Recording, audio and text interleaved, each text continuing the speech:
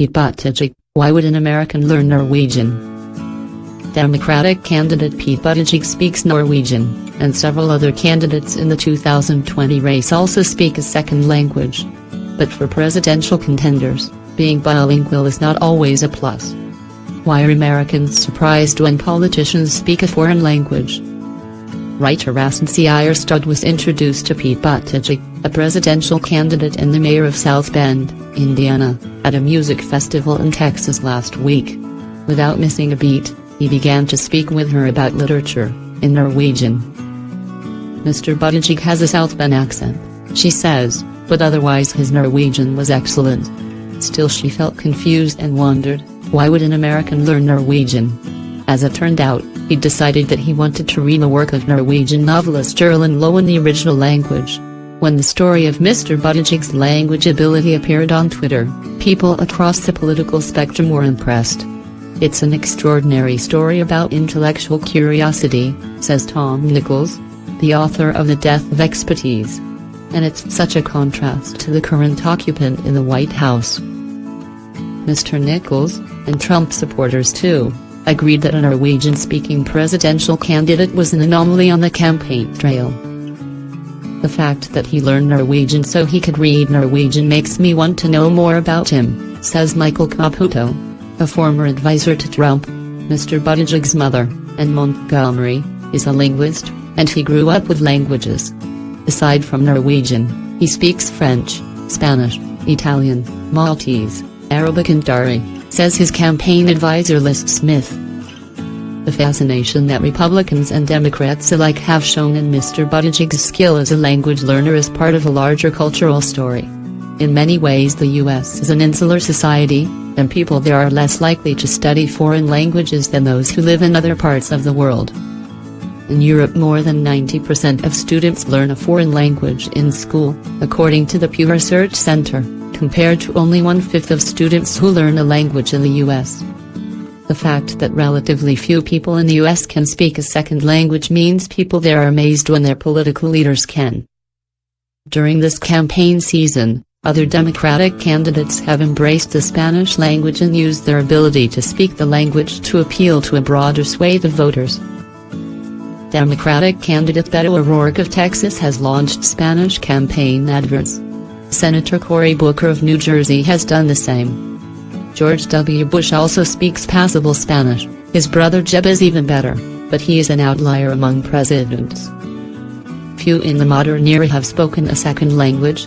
Trump and Barack Obama, for example, are fluent only in English. Politicians and leaders in other countries have done better. Kevin Rudd, a former Prime Minister of Australia, knows Mandarin. British Foreign Secretary Jeremy Hunt can give a speech in Japanese, and Nick Clegg, a former Deputy Prime Minister, is fluent in Dutch, and speaks excellent Spanish. Winston Churchill spoke French, but with an almost comically English accent. President Vladimir Putin speaks excellent German.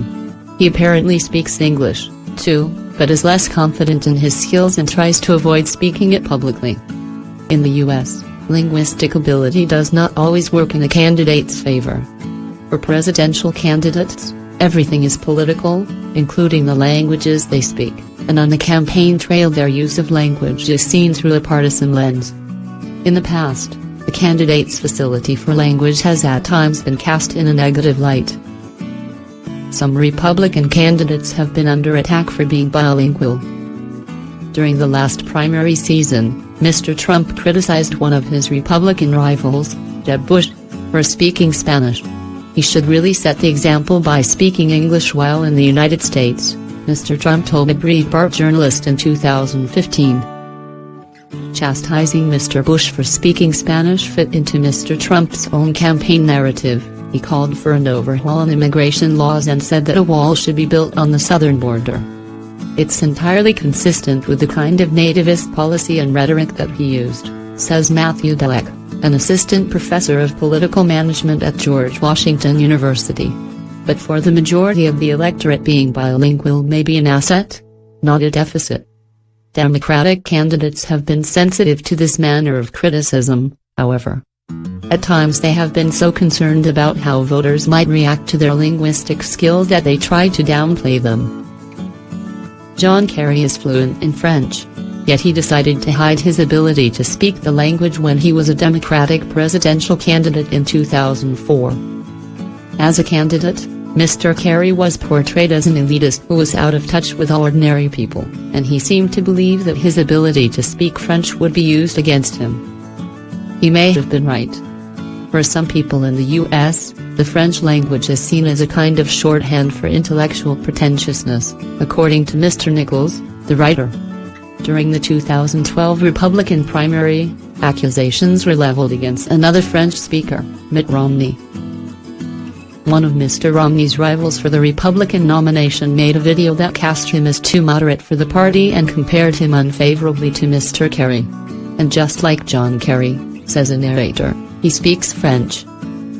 Mr. Buttigieg had no compunction about speaking Norwegian while he was campaigning in Texas, however, and he did not try to hide his linguistic talent.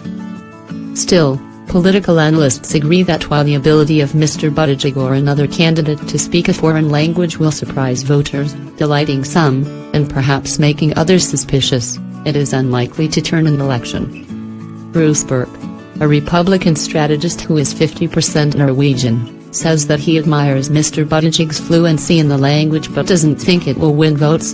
And Kelly Dietrich, who heads up an organization called the National Democratic Training Committee, says, Democratic voters don't care if you speak 3 languages, 12 languages or 1 language. What they care about is, can you beat Donald Trump?